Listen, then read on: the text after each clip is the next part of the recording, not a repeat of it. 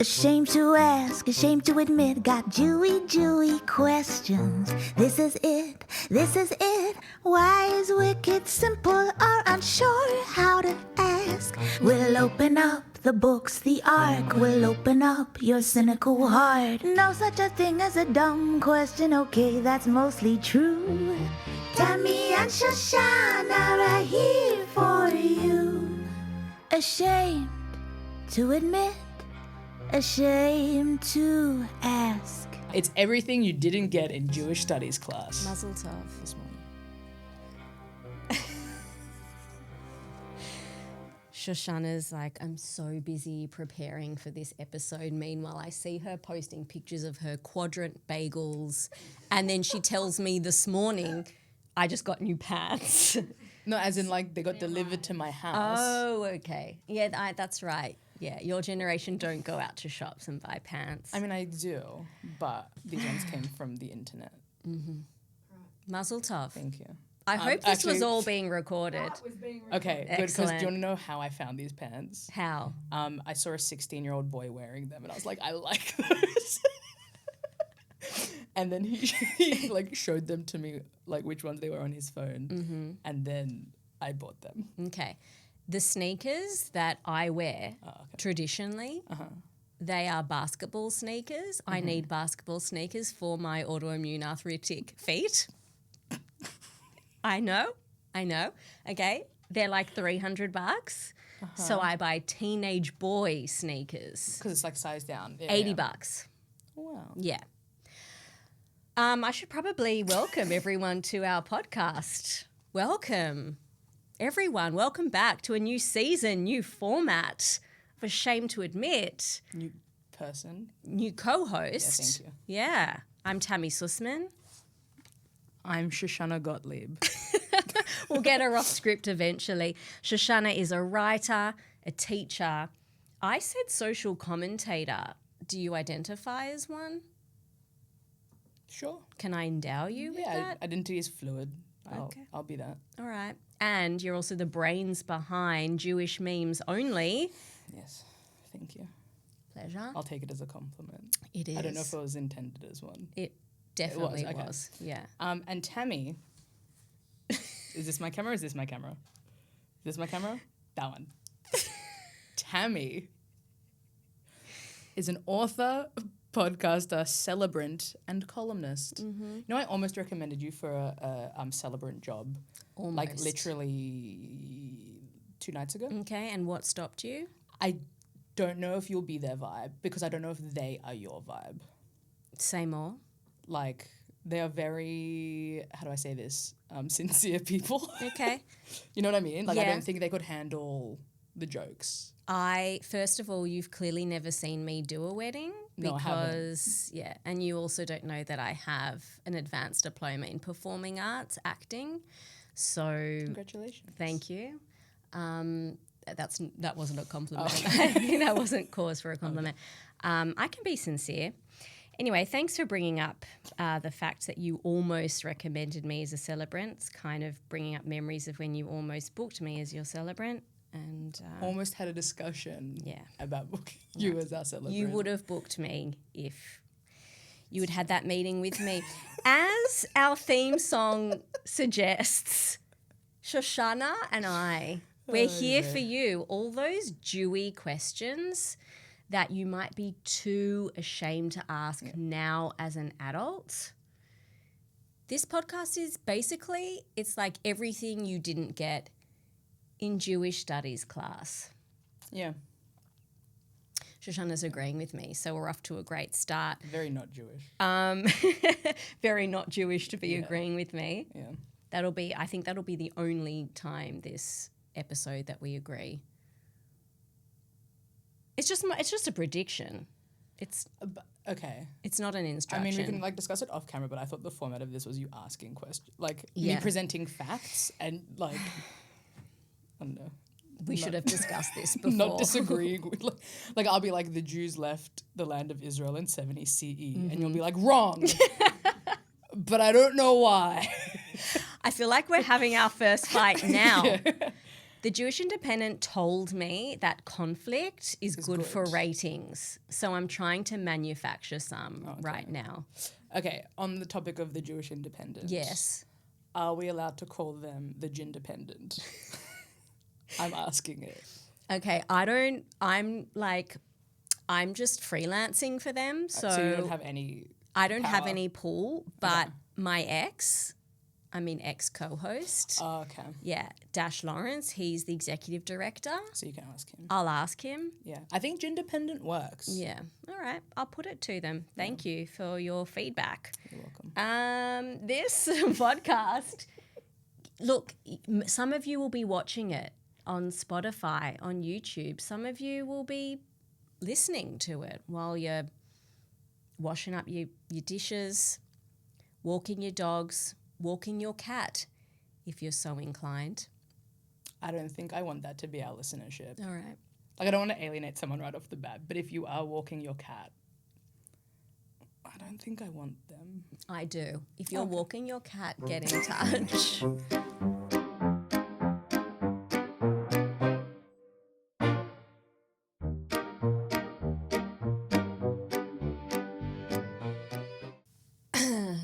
Shoshana Gottlieb Becker. Yeah. Did I introduce you like that originally? It's okay. I think I introduced myself incorrectly because I read my name off Okay. the sheet as a bit, and then I read my old name. I'm still getting used to it. I assume you are as well. Yeah. Because you got married recently. I did. A few months ago. Yes. Yeah, a couple of months ago. Mazel and brochus. Thank you so much. I know we do need to get to the question that I'm presenting to you, but before we do, we've just come back from a break, I guess. It's a new year, it's a new me, it's a new you. All that stuff, yeah. Highs and lows from the past few weeks. Oh, like just the past few weeks? Yeah. I recently got back from overseas. Yes. So I'm going to say like a real big low has been jet lag. Like non-function, like I'm not functioning kind of levels of jet lag. I understand. I think that's about it. What about your highs? The trip was pretty good. Seeing my wife again, super high. Yeah. She wasn't like the euphoria, that was the high. And that's about it. All right, cool. Just hanging out. Great. As a co-host, just so you know, you may want to throw it back to me and say, what about you, Tammy? Just highs and lows, Tammy. I find Past week and a half. find it quite hard to focus on the highs. I'm a pretty cynical person. Great for weddings. Lows come really naturally to me. Really great for funerals as well. Great. Just throw that in there. No one's been asking for funeral recs, but I'll keep it in mind. Thank you so much. Something I wanted to ask you. So a low from the past few weeks, there have been a few plagues in my life. I did get a really bad bout of gastro. I got sea lice from the ocean. So it's like biblical. Yeah, biblical. plagues. Yeah, so I've got sea lice. Look like I'm on meth. And then I had a little Christmas tree because I don't know if you know this, but as a Jew, you can still have a Christmas tree. You can. Who knew?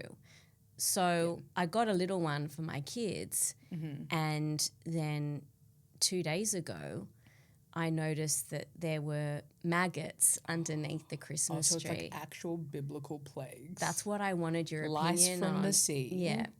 Was it like gastro? Like Yeah. give or take, like that could be God. That could also just be having two kids. I Yes. guess. No, but maggots in a Christmas tree in a Jewish house is like, I would take it as a sign. I think so. You know? Yeah. If I were you. Yeah, it's either that or I just need to keep an eye on my 4-year-old who took a dirty tea towel that I'd used to clean up some mess, folded it because she wanted to make it like a Christmas present and put it under the tree. God works in mysterious ways. And that's what we're And about. any person can be a vessel for godliness.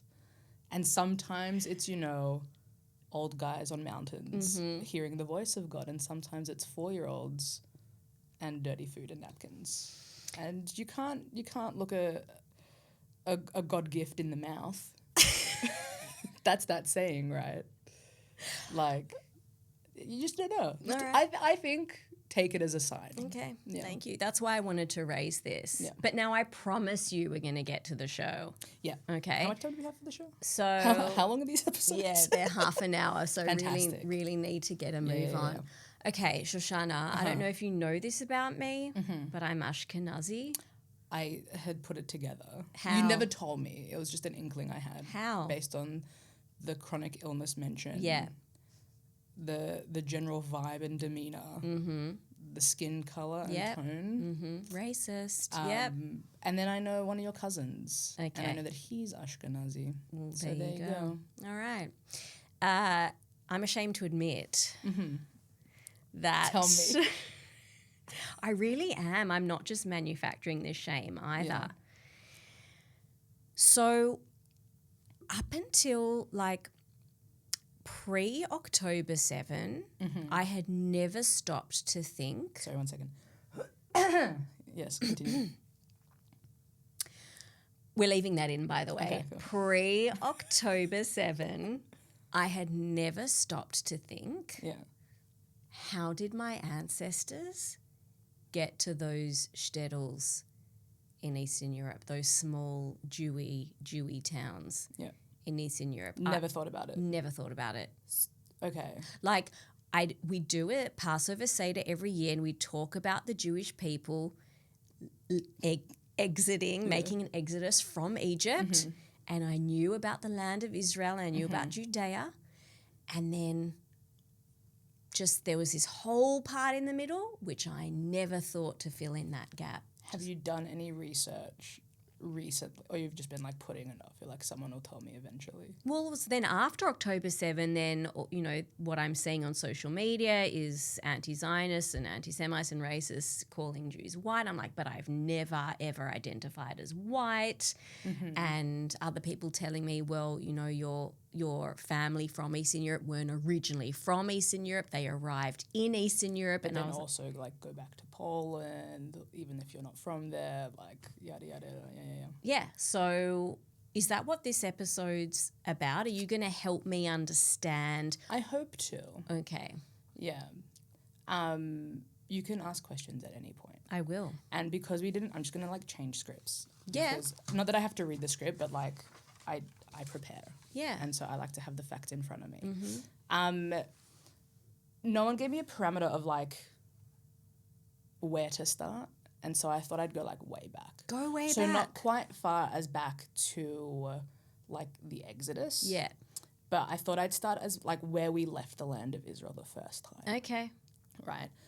So famously there were temples in Jerusalem. There was like the first temple and the second temple. First temple gets destroyed around 586 BCE. So that's where we're going. That's the first point we're starting with. The Babylonian Empire destroys that temple.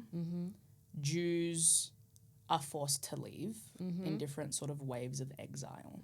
And they settle in Babylonia, which eventually becomes like overtaken by the Persian Empire, and then it's Persia. And at this time, just before that kind of like little bit, that's where we get the Purim story. Okay. Do you know the Purim story? I don't mean to sound facetious. I just want to like... I do know the Purim story, but for those listeners or viewers who don't, I just want to just flag that we are going to do a whole episode on the Purim story in March when it is Purim. Fantastic. But with the thing with Purim is that like it's one of our, I would say, more major minor holidays, right? It's not one of the big ones, but it's still pretty important. Yeah. And it takes place completely outside of the land of Israel during this first exile. Then what happens is that the Persian Empire is a bit nicer to Jews. They kind of like religious diversity and letting you do your own thing. And so they let the Jews go back to the land of Israel from Babylon or Babylonia. But what kind, I'm going to ask you some questions. I'm going to throw some back. Okay. What do you think are the issues with like going back to Israel at that time? So they've been in Babylonia. Yeah. The temple's been destroyed, they've been kicked out, and now they're allowed back in. Now they're allowed back in. All right. Like, what are some of the issues? Maybe they other people are living in their homes or on their land. Less the issue. They don't have temples. They need to rebuild those temples. Okay, so rebuilding is the big part. Okay. Because they're coming back to a land that, like, when the temple is destroyed, it's not like they're just, like, you know, like, missiling one building. Like, they're ransacking, like, all of Jerusalem. They're, like, destroying cities around ancient Israel. Okay, so they have none of their stuff. You have none of their stuff. They have to completely rebuild, and that takes time, money. Like, it's kind of in squalor. There's no economic opportunity because the land's been emptied of most people. So the people who go back tend to be either more religiously inclined or slightly poorer. Like, they've got nothing where they are, like, they might as well go back. But people who are a bit more well off decide to stay in Babylonia. Yeah. And so they've got access to, like, merchants and, I don't know, all of that rich Jewy stuff. I can say that, right? Yeah. Well, you said it. I said it. Like, all we of, like, can the, say all it. of, like, the classic, like the trade. I don't know. I'm a teacher. I'm not a businessman. All right. I was just the image that sprung to mind for me was like gemstones. Yeah, Like rubies. But also, like, think of the Silk Road, right? Okay. Silk Road. Right. Yeah, things like that. So they're No, I know the road of silk. I do. Yeah. I do. Yeah. So they're dealing, I don't know, like textiles, some money, food. Like, there's just more opportunity. Yes. In general. Yeah. So But they're not doctors and lawyers. I don't know how much doctors and lawyers would have made Okay. in ancient Persia. Yeah. Mostly because I do think being a doctor in ancient Persia was like put a leech on it and like bow down 10 times. Okay. Like it's not actual medicine. Yeah. And cashed up tradies, not yet. I wouldn't know. Okay. If so, we don't have the term for it. All right. And I don't think it's cashed up tradies. Okay. Yeah. Great. Let's continue. Yeah. So then we're back in the land of Israel. And then, like, lots of things happen. And then the Greeks are there, and there's a second temple, and then, like, it's half destroyed. Anyway, if we crash forward to, like, 70 CE, the second temple is destroyed by the Romans. Kind of, like, fully and absolutely. Deep sigh. Yeah. Yeah. Tell me about it. What are you feeling? Again. Yeah. Like, Yeah. yeah. Okay. Yeah, that's actually a quote in the Talmud. It's like, again. Yeah, Okay. yeah. Yeah. So the second temple's like fully destroyed.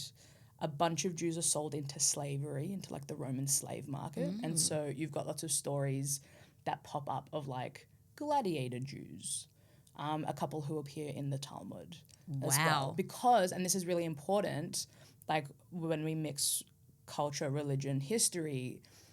Like all of the stories of like the Talmudic rabbis. So if you're thinking of people like Rabbi Akiva, you know that guy? Yeah, I do. Yeah. So Rabbi Akiva is living in this like Roman Judea, like land of Israel, post-temple, trying to rebuild a Judaism that is no longer connected to temple worship. But instead it's like, okay, we don't have a temple to serve God, so we can't give God animals that are burnt and like, you know, offered as sacrifice. What do we do instead? And that's when we start to turn to things like prayer and like more ritualistic things. Okay. Whoa. Yeah. You've just reminded me that Jews used to sacrifice animals and And do all incense that and like things like that. Yeah, in a temple. Yeah, a huge part of it. Okay, so you saying that prayer came after that? Yeah. Wow. Prayer Who knew? prayer as it is today, in terms of we do it 3 times a day and we do certain things and we say certain things, replaced like temple worship, which was for the most part animal sacrifice. And it's that shift towards like, well, we like if God is not at the temple and God doesn't want to have lunch, well then maybe God's all around me all the time. And so it's that kind of shift with the Talmud. Are you saying that Jewish practices can shift? I didn't say that. Before we move on, just thank you for the precious gift you just gave me of informing me that there were Jewish gladiators. So the next time someone shits on Jews for being like nerdy and scrawny and not hot. Gladiators, Yeah, we had And you also had the gladiators. opposite. You had like, there's like a very famous example of a guy who like was a non-Jewish gladiator. Kind of like a Troy Bolton story of like, was it? Do you understand that reference? Is Troy Bolton High School Musical? Yes. Oh, no. Who did you think Troy Bolton I was? thought Troy Bolton was a guy from Africa who got into the Olympics in the swim team because he was the only person that could swim in this. No? No. Okay. No, Troy Bolton is Right. a character. Not Zac Efron? Zac Efron. Okay. Portrayed by Zac Efron in 3 Okay. movies. All right. Thank Famously, Zac Efron, not African. No. But yeah. you. He's Jewish. Yes. Yeah. Yeah. Yeah, with a Okay. name like Efron. Yeah. Yeah. How did we get there? Oh, because there was a character in the Talmud who was a gladiator who converted to Judaism and became a big rabbi. So it's like the opposite of what you said. Like, not only can Jews be really strong and smart, but Jews can take really strong people and turn them into little nerds who become rabbis. Amazing. Yeah. Thank you for that other gift. You're welcome. 2 for the price of 1. Yeah. So where were we? I don't know, where were we? Yeah, I don't know. 70 CE, temples Yeah. destroyed, Talmudic rabbis, blah, blah, blah. Okay. So a bunch of Jews get sent into slavery. And then there's like different, again, when we're talking Jewish history, you have to realize that like a lot of it is like Jewish culture that has been transposed through Talmud, which is like a religious history, which isn't necessarily historically robust, like academically, right? Because it's the Talmud. It's not meant for history. It's meant for religious and cultural practice being transported Okay. and transmitted. But also we have some historical accounts. And so like what I say take with a grain of salt historically. But the general story is that like eventually people start moving out of the land. Either a lot of people believe that the Romans just eventually like exile everyone out of the land. But a lot of people also believe that like what happens is that you've got what used to be a really rich land that is stripped of its resources and it's stripped of its opportunity and it's hard to make money and it's hard to live and it makes you really sad because you're oppressed. And so you leave to find better opportunity in life, right? And so everyone starts sort of like leaving at a certain point. I don't exactly know when. But if we take a step back, at the same time in like, let's say like after the destruction of the temple, what happens is that some rabbis stay in Israel and some go to Babylonia, if you remember, where there's an existing Jewish community. Yep. And they set up a second center of Jewish religious life and academic Jewish life. And so we've got all of a sudden 2 centers of Jewish thought, right? It's kind of like if you think about it in today's terms, like what are the 2 epicenters of Jewish culture? If you had to... You mean geographically? Like today, yeah. Geographically? Yeah. One in Israel and one in New York City. Fantastic, right? And that's exactly right. Where there's 2 really big Jewish communities and they have wildly different cultures. Yeah. And they practice Judaism maybe a bit differently depending on the culture around them. So you had that back in the day. Obviously, they're a bit closer together because it's Babylonia and the land of Israel. And they clash a little bit, but they're like... You know, they're taking questions. If you have a religious question to ask, you can answer the rabbis. And if we're talking again about the Talmud, we actually have 2 Talmuds, which is the Jerusalem Talmud, which is written in the land of Israel. And we also have the Babylonian Talmud, which is written in the land of Babylon, which is in the Persian Empire. For our viewers and listeners who don't know what Talmud is, can you in like a few sentences try and just... A few sentences. A few sentences. Okay. A few sentences. The Talmud is a written collection and compendium of oral tradition of the Torah. So maybe we can have an episode on like a Jewish bookshelf and of like unpacking all of those things. But essentially the rabbis discussed the Torah for like hundreds of years and over time it was written down and compiled into a very long sometimes esoteric, roundabout kind of like nothing is straightforward or makes sense, but like to unpack it, you get the blueprints of like a religious Jewish life. And also Jewish history and characters and morals and things like that. Brilliant. Okay, so we have two of those. One written sort of based on the teachings of the rabbis in the land of Israel, one written by like these Babylonian rabbis. And then if you have a question as Tammy living in, you know, I don't know, your family decided to go to Greece. You can write into the rabbis who live, you know, at a certain point it kind of all shifts into Babylon. So you can write to those rabbis when you have a question or your rabbi can write to them and you get an answer back. Wow. Right? But then again, if you're imagining the map, do I have a map here? Yeah, you did. Fantastic. Oh, Zoom in on that, fellas. Okay. Okay. If you imagine, right, if you're leaving the land of Israel by boat, Yeah. you're just sailing across the Mediterranean. I only realized this, by the way, like last year. Like I suck at geography and I looked at the Yeah. map the first time. But if you get on a boat from like that land Yeah. and you just sail pretty much straight, you hit Sicily. You cross Sicily or you go around it and you keep sailing and you just hit Spain. Okay. Right? Spain is like a Mediterranean country, essentially. Yeah. And then you've got all these countries on the side, right? So you've got Italy and you've got like, I don't know what else there is, like under it, France, whatever. So Monaco, I'm pretty sure. sure. And then you've got like the north of Africa as well. Yes. So you've got all of these Jews living like in all of those places, right? Very famously like Spanish Jewry and the Yes. Inquisition eventually. Yes. But when you leave, like people start spreading out far and wide. Okay. They also go the other direction, away from the sea, and they go into like the Middle East. They're in Iraq and Yemen and Iran and whatever other countries are around there. Like pretty much everywhere. And you start spreading out. It gets harder and harder to write letters because you're going further and further away. Right. And so all of a sudden, and like, again, this is a process that happens over a really long time, Yeah. like hundreds of years, but you start setting up, like, all of a sudden your rabbis are, like, they don't need to write home because they know enough. They're really learned, right? It's not just any, like, schmuck off the street. Okay. And there's still a lot, don't get me wrong, there's still a lot of communication between all of these different groups, right? And, like, all of these communities are kind of talking to each other. We've got really interesting proof of that now historically and, like, sort of archaeologically.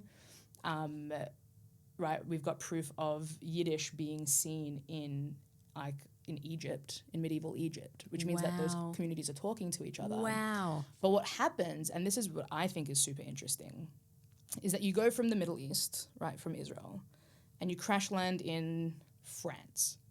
And the people around you are dressing differently than you used to. And like as a Jewish person, you know that you have to fit in sort of where you are. But also the climate's different because if you crash land in, say, and then travel up to Poland, it's going to be a lot colder. So you have to Yes. start dressing differently. Yes. The food that you have access to, kosher food, is going to be different. So all of a sudden, your recipes start looking a bit different and you start incorporating what's happening in the countries around you. So maybe your Absolutely. challah doesn't look like pita anymore, but you see Polish people braiding it. So that looks pretty cool and it looks fancy. So now I want my Shabbat challah to look like that, right? Are you suggesting that challah used to be pitta? Yeah, I would say so. Okay. Right? Or whatever, like, okay, separate point altogether, right? Challah is just any bread. The act of challah is that you're supposed to take a portion of the dough away while you're baking it before you braid it or before you bake it. And you give that as a donation. It used to be to like the priestly class. So now what you do if you're religious, you're making your challah, you take away like a small piece called hafresh challah, like you separate the challah. And you say a bracha, a blessing, and you burn it in the bottom of your oven. Because you're not giving it to anyone, but like you're designating that it's like you're still doing the thing. Symbolic. It's Yeah. symbolic. So my challah that I make can look like anything technically, as long as I'm doing the act of separating, like the ritual part of it is like that separation, that Wow. blessing. So it can look like anything, right? And culturally, if you're in the Middle East, most of their bread is flat. Yeah. Right? Yeah. And so like, which is to all say that like, as they're moving into these different places and it's natural to take on parts of the culture around you, that's why our food looks different, right? But also if they're dealing with different cultural issues, and also you're away from a centralized, like, let's say database or like brains trust of rabbis, then these rabbis who are in different parts of the world are making their own decisions. They're going to start looking slightly different. So your community in, like, I don't want to like typecast you, but your community in Poland and the decisions that your rabbis are making are going to look really different to, let's say, my wife's family's community who are in Iraq, and their Yes. rabbis are making different choices as well. And they've got Yes. access to chickpeas, Yeah. and they've got access to, I don't know, like Flavors. flavor, cardamom. Like, again, like the Silk Route opens up and you've got like a lot of Iraqi Jews go to India and they bring back like this mango chutney called amba. But like, so things like when you're in different places, again, their roots are the same, I would say, like laws and halachot, right? Your roots are in the same books and people, but it's natural, right? If you live with your cousins in one place, or like with your family in one place, and then your cousins live, and they're your blood family, but they live in a different country, your lives look really different. Yeah. And your family culture looks really different. So you have to apply that on like a big scale. Yeah, Yeah. absolutely. So that's kind of how Jews got to all different places and started practicing different things, I would say, the short answer. So did you get into the ones that were slaves? Oh yeah, so some of them get freed, and there's really ancient communities in Italy and Rome, like Jewish community. At one point, the biggest Jewish community in the world was in Greece, in a place called Salonika. Oh, Thessaloniki. Yeah, so right? Jews called it Salonika. Yeah. Yeah, huge place. But like, and then it kind of, for different reasons, those communities falter.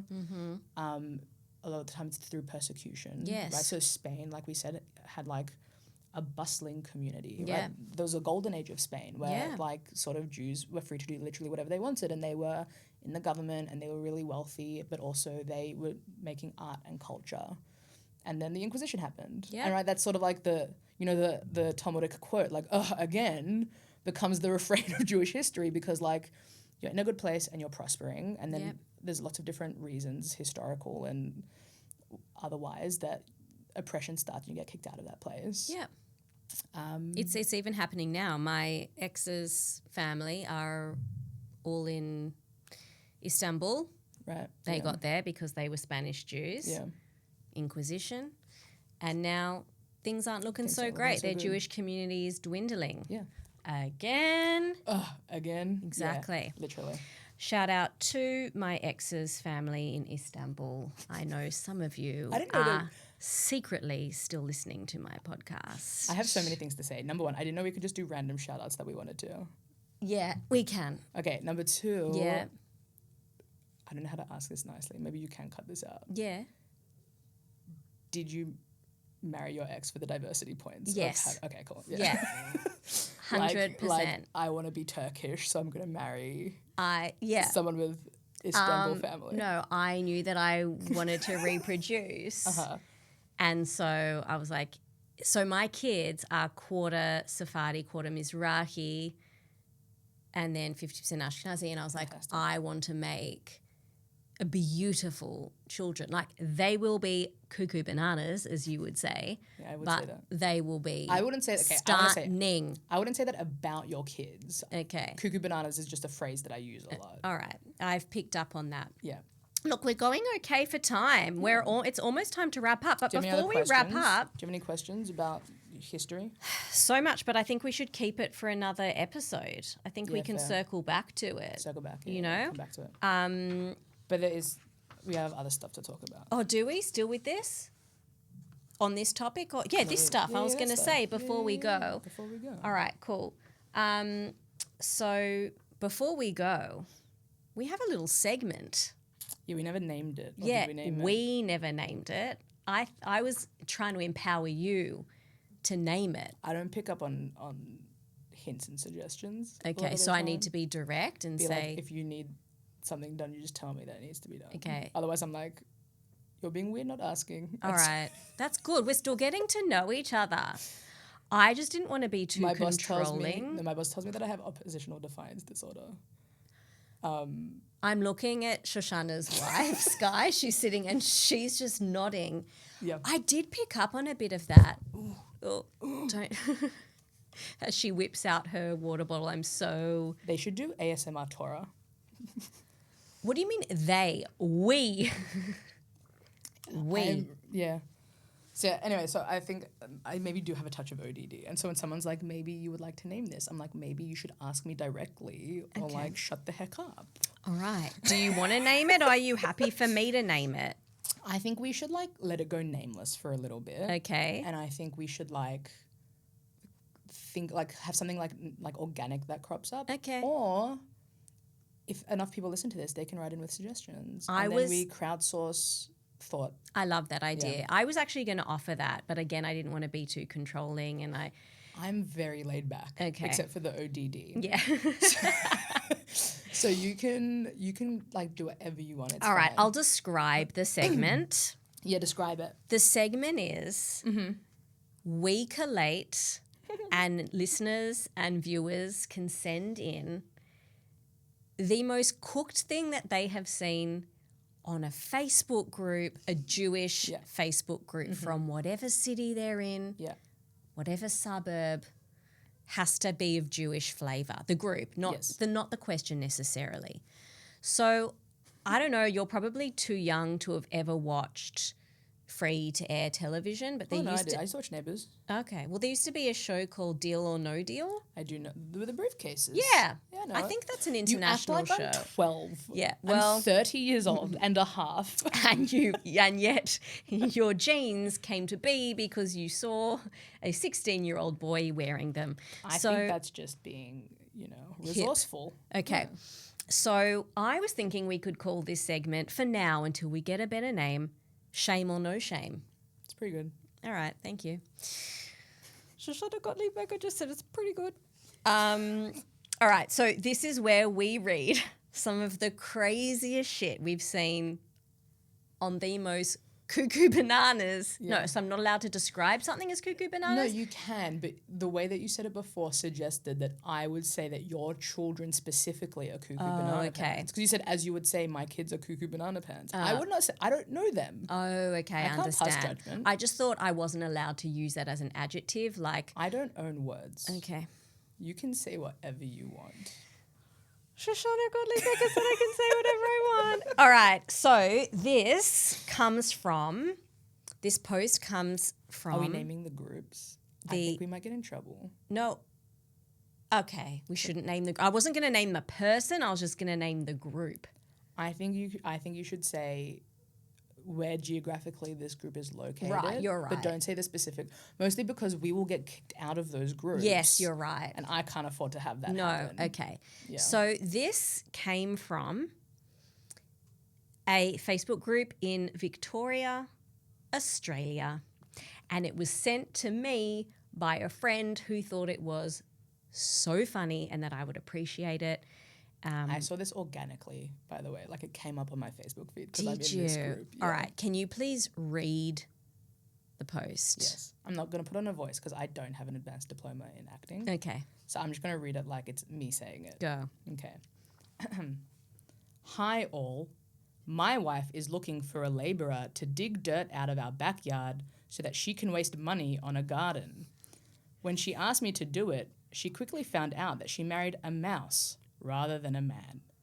If you are a labourer and think you are up to this tough challenge, please let me know so she can finally stop nagging me about it. 2 exclamation points. And so good, but not as good as the comment. Do you want to be anonymous member 324? I really do. Okay. Anonymous member 324 writes, judging from the tone of your post, she's likely looking to outsource a few other things as well. Ellipses. And then my guy responds, your comment has a lot of credibility considering you don't even share your name. Well done. It is funny. It's Do good. you know how hard I tried to find wife of the guy, original poster? It's really funny. Just to check in, just to make sure she's okay. I think the really depressing part of this segment is that, like, this is not out of the ordinary for most middle-aged men in Facebook groups who are crowdsourcing landscapers for their garden. And I think that, like, most people do, in fact, talk like this about their wives, both to their wives' face and behind their backs. I know. Any middle-aged women, if you need help escaping your less than stellar husbands, maybe we can have that as our next, like, podcast, season 3. You know where to find us. We don't even know if this season's going to go. We're going to get renewed and we're going to change again. This is going to be the Gindependent's longest running podcast. Ah, yes, the Gindependent gem, if you will. Anyway, I think that can be like people call in and ask us, like, for advice. Brilliant. / like avenues for escaping their husbands who can't even garden. We'll have to change. And referring to yourself as a mouse rather than a man. You know what mice can do? Dig holes. And Yes. just like that, we lose all of our middle-aged Men. All one of them. Your father probably. listenership. My dad does not listen to the podcast. Oh, okay, mine He's not middle-aged. And we have a few middle-aged feminists that listen to this show. Feminists won't be off-put by this conversation because feminists are real men. And on that note, it's time for our outro. That's it for today's show. You've been watching / listening to Ashamed to Admit. I don't have an advanced diploma, okay? With Tammy Sussman and me, Shoshana Gottlieb Becker. This episode was recorded at Storytellers Australia and is brought to you by The Independent, otherwise known as The Jewish Independent. You were too scared. You had to say the full name. The vocalist in our theme song is Sara Yael. More credits in the show notes. If you enjoyed this episode, share it around and give it a positive review. Thank you so much and see you next week. Slay. All right. Up top. Nailed it.